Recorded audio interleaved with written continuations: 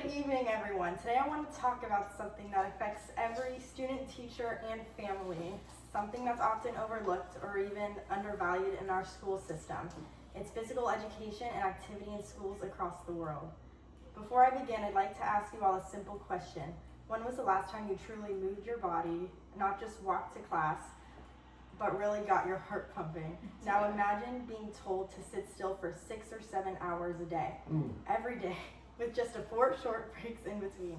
That's the reality for millions of students across the world. At first glance, physical education, or PE, might just seem like a break from academics, a time to run around and let off steam.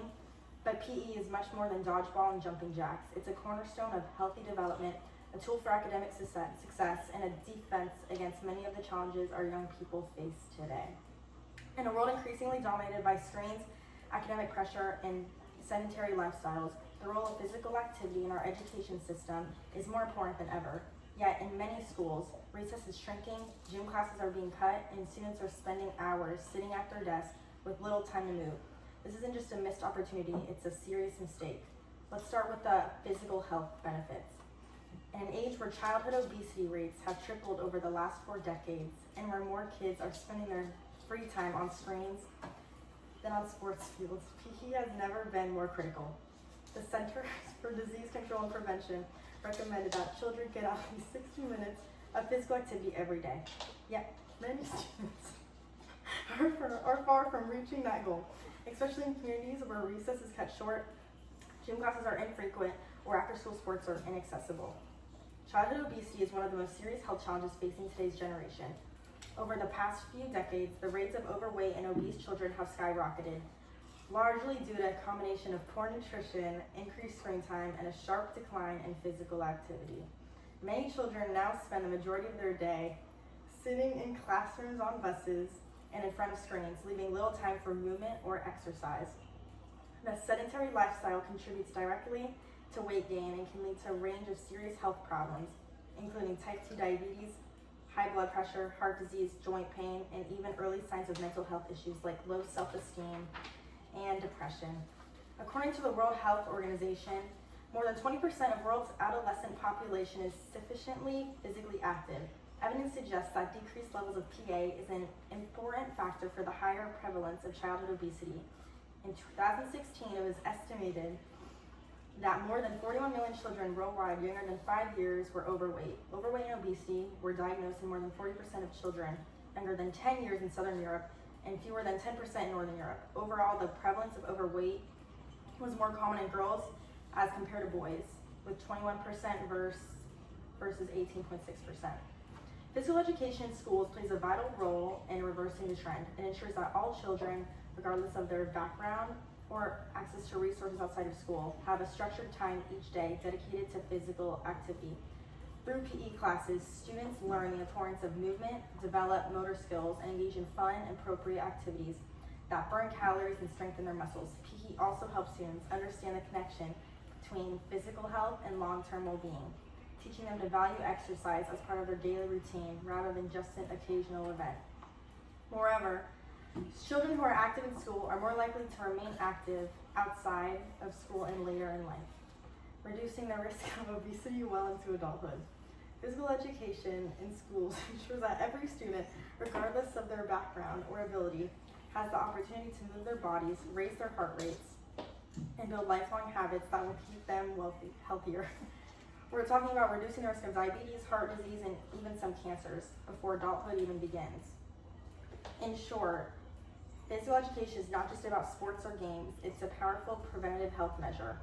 By prioritizing PE in schools, we give children the tools, time, and encouragement they need to lead healthier lives and reduce the alarming rates of childhood obesity. But physical health is just the beginning. Let's talk about mental health. We are facing a young mental health crisis. Depression, anxiety, and stress-related issues are rising among children and teens. Research constantly shows that physical activity is one of the most effective, accessible, and affordable tools we have to combat these issues.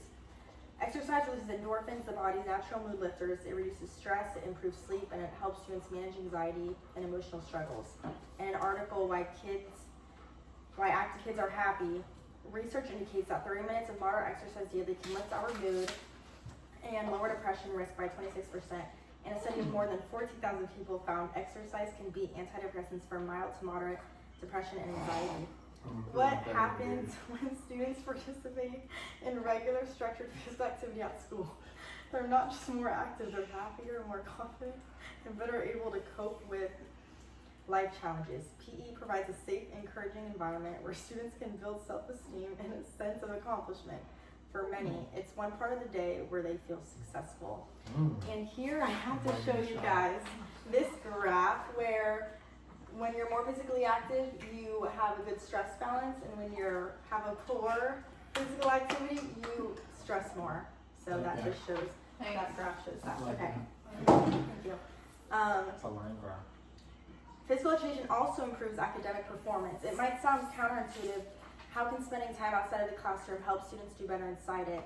But study after study shows that students who are physically active perform better academically. Why is that? Because movement stimulates the brain, exercise increases blood flow to the brain, improves memory, enhances concentration, and sharpens focus.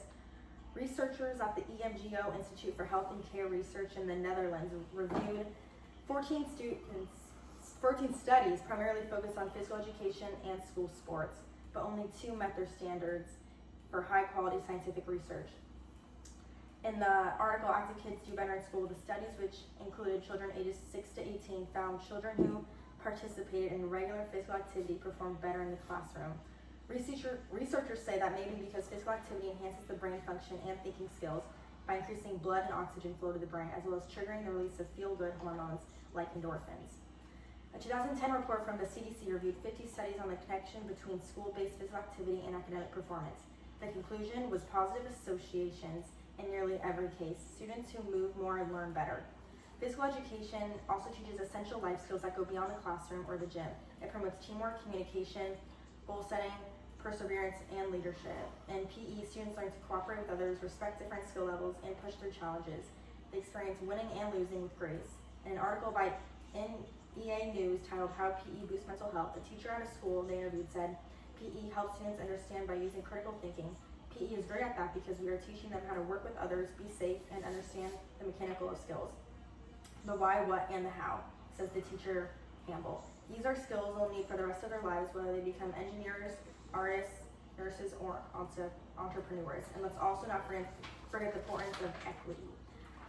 Not every student has access to parks, extracurricular sports, or safe outdoor spaces. For some, PE class is the only structured physical activity they get all week. Removing or reducing PE only widens the gap between those who can afford private lessons or club teams and those who cannot. Public education should be the great equalizer, and that includes equal opportunity for health and wellness.